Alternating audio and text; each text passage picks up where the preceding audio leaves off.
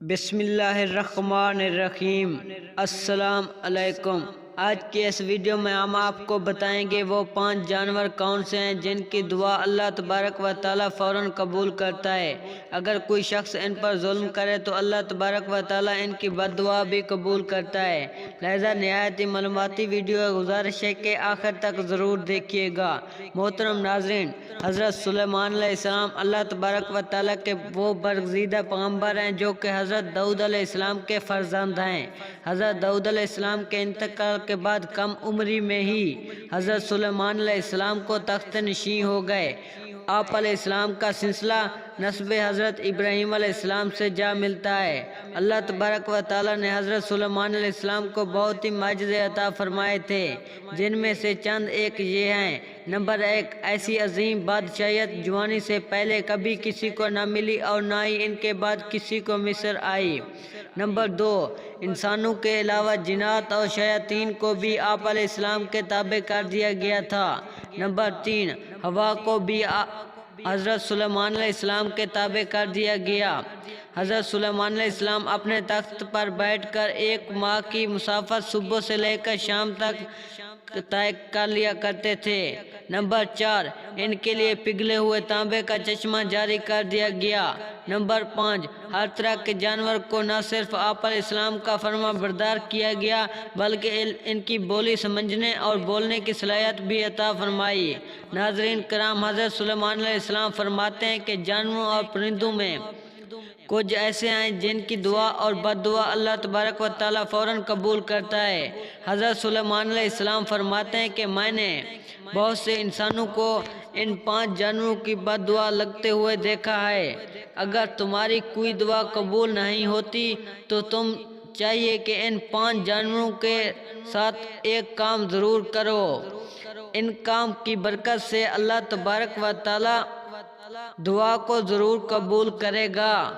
پیارے ناظرین، آپ جانتے ہیں کہ یہ 5 جانور کون سے ہیں جن کے بارے میں حضرت سلیمان علیہ السلام کا یہ قول۔ ایک مرتبہ حضرت سلیمان علیہ السلام کو یہ خبر ملی کہ کسی نے کتوں کو زہر دے کر مار دیا۔ آپ علیہ السلام فوراً اس شخص کے گھر پہنچ گئے۔ جب اس شخص نے وقت کے شہنشاہ اور نبی کو اپنے گھر میں دیکھا، بہت خوش ہوا اور خوب خدمت میں لگ گیا۔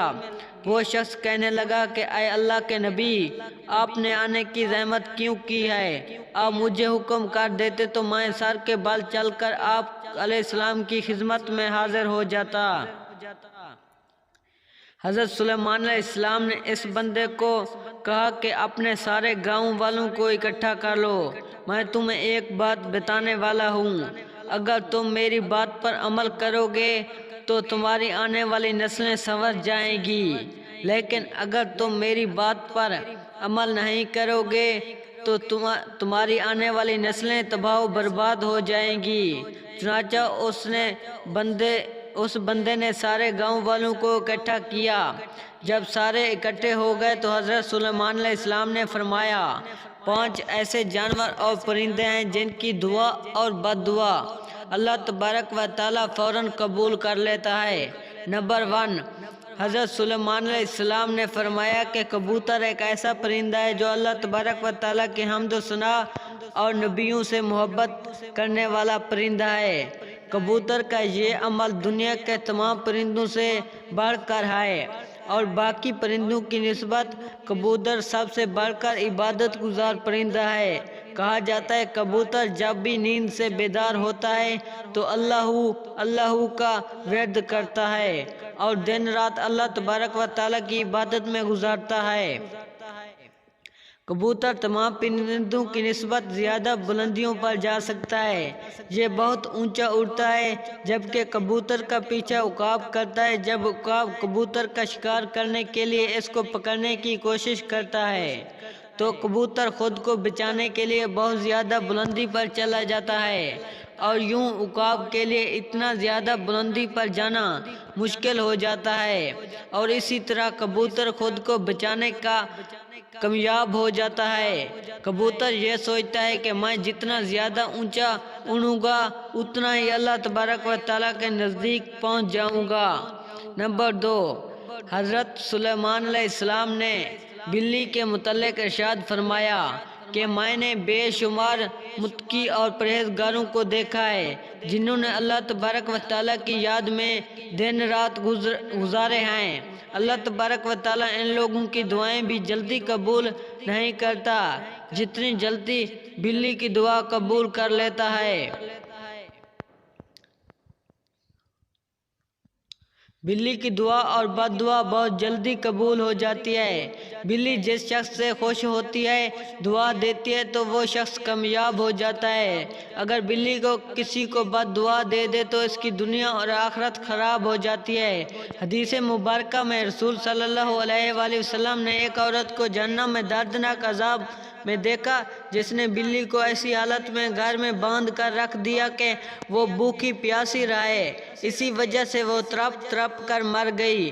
نمبر 3، پھر حضرت سلیمان علیہ السلام نے فرمایا کہ چڑیا ایک ایسا پرندہ ہے جس کو اللہ تبارک و تعالیٰ نے بے حد پسند فرمایا ہے۔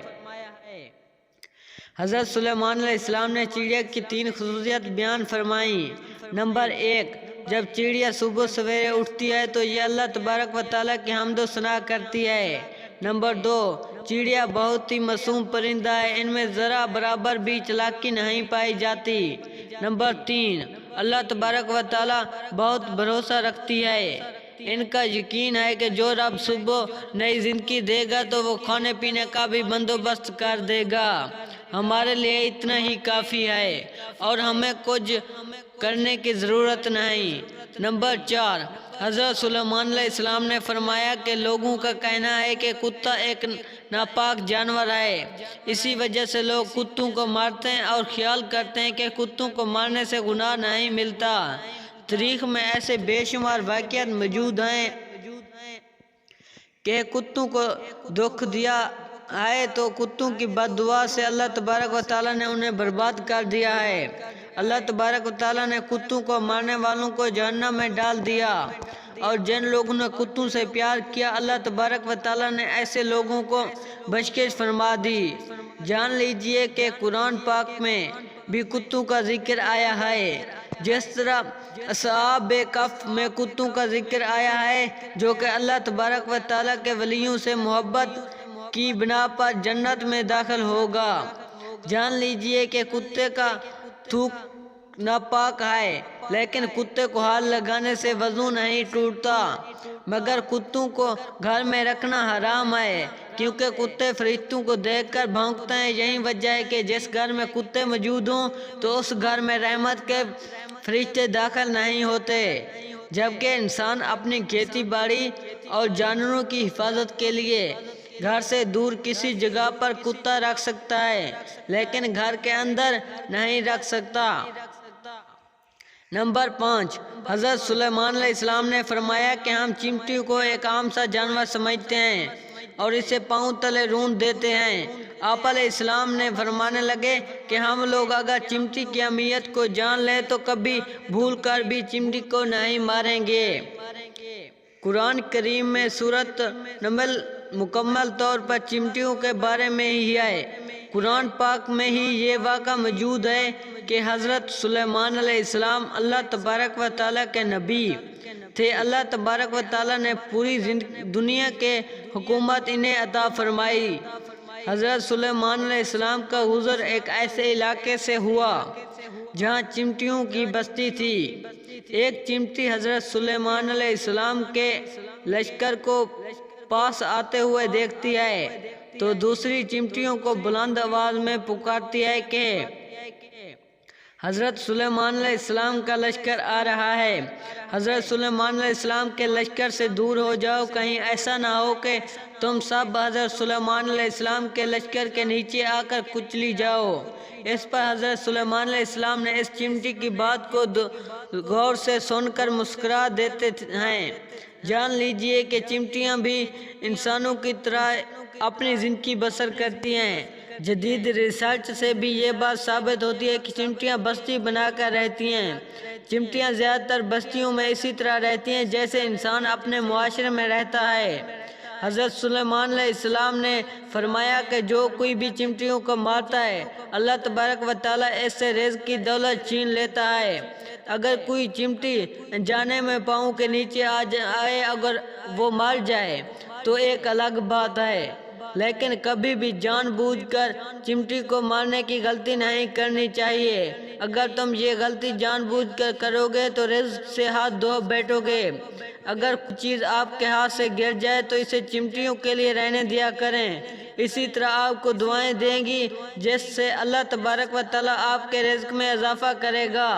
لیکن علماء کرام یہ بھی بتاتے ہیں کہ چمٹیوں کی بعض اقسام زہریلی بھی ہوتی ہیں، جو اگر جسم کے کسی حصے پر کاٹ لیں تو وہاں پر سوجن وغیرہ آ جاتی ہے۔ لہذا اس بات کو دلیل مانتے ہوئے علماء کرام کا کہنا ہے کہ اگر انسانوں کو چمٹیوں سے خطرہ ہو تو انہیں مارا بھی جا سکتا ہے۔ حضرت محترم ناظرین، حضرت سلیمان علیہ السلام نے یہ 5 باتیں لوگوں کو بیان کرنے کے بعد انہیں فرمایا کہ اب میں آپ کو ایک ایسا راز کی بات بتانے والا ہوں کہ کبھی بھی کسی جانور یا پرندے کو جان بوجھ کر نہ مارو، کیونکہ وہ اللہ تبارک و تعالیٰ کی مخلوق ہے۔ ہمیں اللہ تبارک و تعالیٰ کی مخلوق کو بھی نقصان نہیں پہنچانا چاہیے۔ اللہ تبارک و تعالیٰ کی مخلوق سے جس قدر ہو سکے پیار سے پیش آنا چاہیے۔